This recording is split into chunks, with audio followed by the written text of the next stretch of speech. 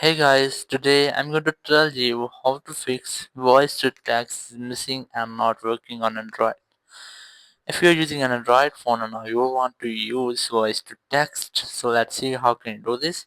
You just have to open your phone settings and here just scroll down and look for accessibility or shortcuts option here that tap on it.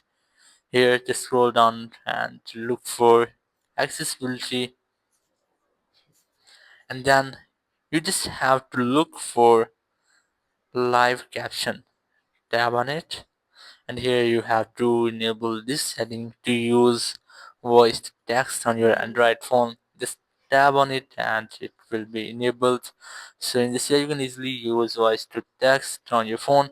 But if you won't get the settings in your phone, you must have to look for Play Store app to install a third-party application. So just tap on search and here you have to search for voice to text. Just search for this one and after that you will get a lot of apps. You have to look for an app which will best for your phone. Here's the app. Just tap on it and you can see it's 4.6 ratings. So I recommend that you must have to install the app. Just tap on install and it will install on your phone.